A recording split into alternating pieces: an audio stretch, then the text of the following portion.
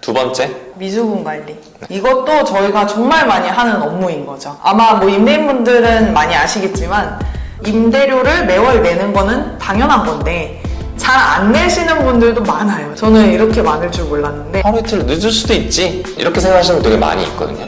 근데 그것도 늦은 건 늦은 거라. 맞아요. 네, 그거 가지고도 솔직히 소송까지 가는 경우가 실제로 있습니다. 맞아요. 그 하루 이틀 가지고 연체이자를 청구하기도 하고 임차인분들이 임대료를 미납하지 않고 계속해서 잘 낼 수 있게끔 저희가 관리를 하는 것도 또 하나의 중요한 관리라고 생각을 해요. 그럼 미수금이 많이 쌓여 있다. 그럼 그거를 어떤 식으로 보통 해결하시는 편이세요?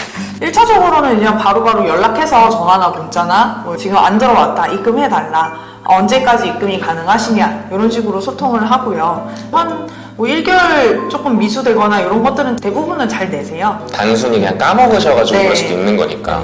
근데 뭐 그런 분들이 있어요. 하루 이틀 늦어지고 3, 4일 늦어지고 일주일 늦어지고 한 달 늦어지고 이렇게 하다가 어느 순간부터 임대료도 안 들어오고 연락도 잘 안 되고 뭐 이러는 분들도 있고 근데 저희는 사실 임차인분들이 연체를 하면 굉장히 안타까운 마음이 들어요.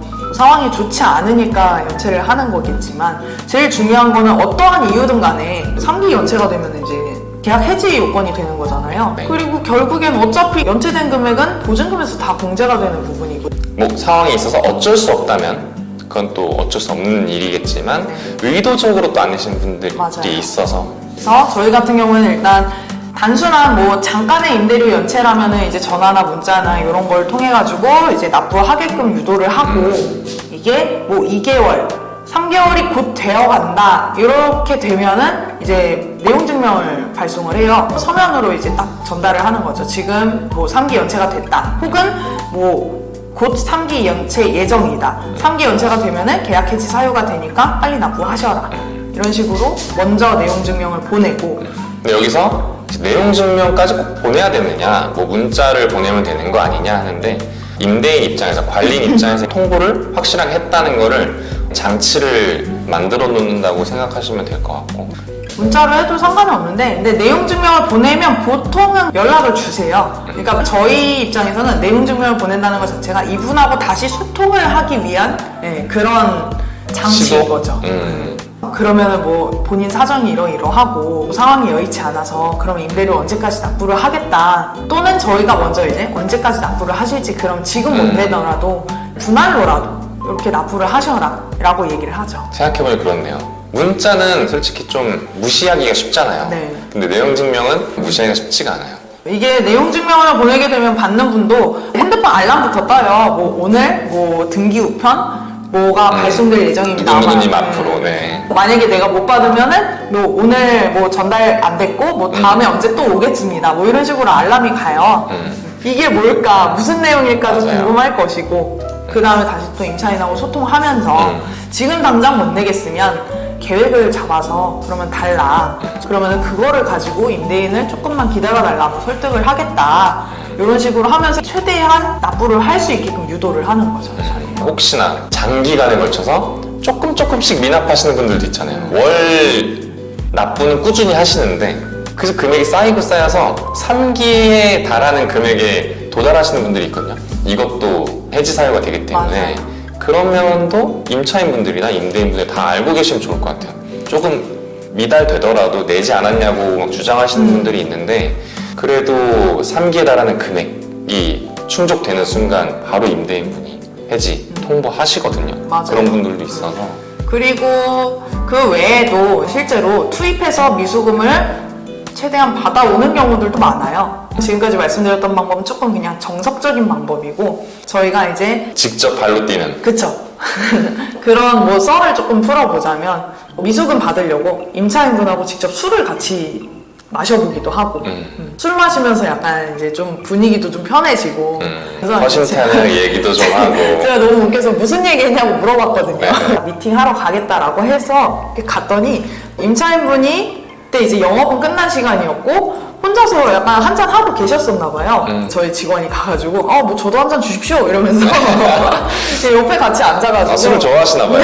그분이 그래서 옆에 같이 앉아가지고 요즘 많이 힘드시죠? 막 이러면서 약간 위로와 공감 좀 하면서 근데 저도 힘듭니다. 같이 힘든 사람들끼리 만나면 네. 아유, 서로 위로 많이 됐을 것 같은데요.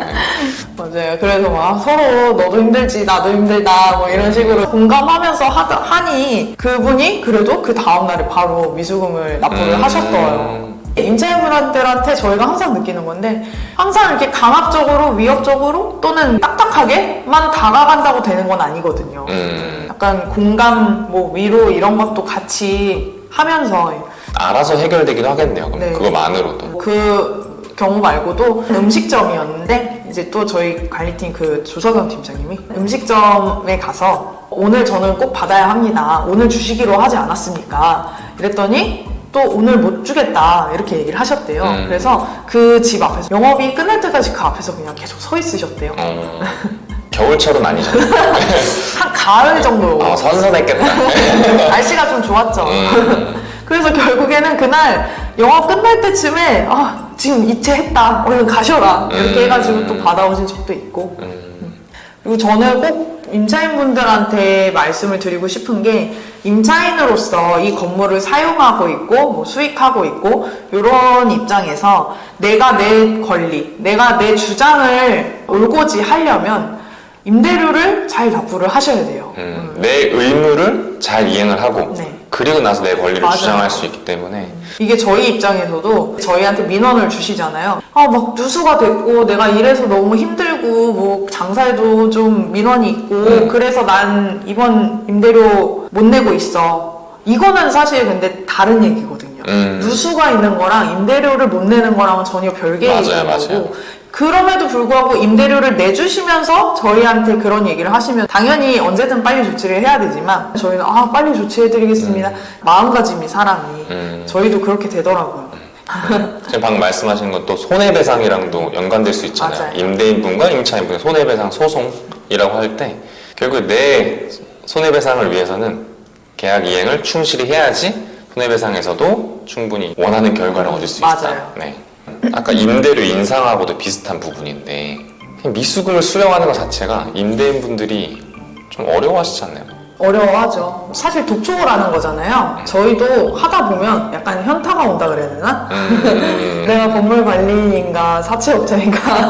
저는 그래서 막 임차인분들한테 그런 얘기도 해요. 저를 왜 자꾸 사채업자로 만드세요? 막 이런 나 얘기도 나쁜 하고. 사람 만들지 마. 충분히 받아야 하는 거를 주장하는 건데도 내가 왜 죄지는 마음이 들고 이래야 되는 건지. 그래서 최근에는 임대료 미납이 상당히 많은 임차인분이 하나 있어요. 상당히. 상당히 많은. 네. 거의 이제 3억이 넘어가는? 보증금은 얼마였죠? 보증금은 1억이요. 이미 보증금. 넘어섰죠. 저희가 근데 관리를 맡은 시점에 이미 넘어서 있는 상태였고 근데 임차인분이 다행히 그래도 소통이 되시는 분이고 납부를 하겠다라는 의지를 계속해서 보이셨던 분이세요. 그래서 납부 계획을 받았었고 근데 이분이 소통은 잘 되는데 이행을 잘 안 해주시는 거예요. 그래서 저희가 최근에는 어떻게 진행을 했냐면 서로 언제까지 이날에 얼마를 상환하고 또 얼마를 상환하겠습니다 라는 이제 공증을 작성을 했고 근데 결국에는 그것도 이행이 되지 않아서 지금은 이제 채권 추심 단계에 이제 진행하고 있는데 강제적 집행에 어떻게 들어간 거네요, 네. 따져보면. 미납이 좀 심한 임차인 분이신데 소통이 되고 하시면은 공증을 받으시는 것도 추천을 드려요. 그래서 공증을 받으면 원래대로라면은 뭐 청구 소송을 하고 판결이 나올 때까지 기다리고 뭐 이런 과정들이 있는데 그거를 줄여주는 거거든요. 바로 이제 강제 집행을 진행할 수 있는. 간소화되는 거네요. 네. 그래서 돈이 목적이라면 공증을 하는 것도 추천을 드립니다. 이렇게 오늘 임대료의 인상과 미수금 이런 쪽으로 좀 얘기를 해봤는데 솔직히 하다 보니까 할 말이 되게 많네요. 다음에 뭘로 할까요, 이번에? 이제 임대차 관리의 꽃이죠. 임대차 계약. 계약을 담당하시는 분이 나오시면 되겠네요. 네. 임대차 계약이 사실 임차인과의 첫 만남이고 첫 시작이잖아요. 그만큼 중요한 거고 내가 당연히 이제 계약서나 이런 건 부동산에서 써주시겠지만 그 계약서를 최종 결정하는 건 임대인이고 임차인이거든요. 그 사람들이 이거를 보고 뭐 더 넣었으면 좋겠다라든지 빼줬으면 좋겠다든지 이런 거를 보실 줄 알아야 하는 겁니다.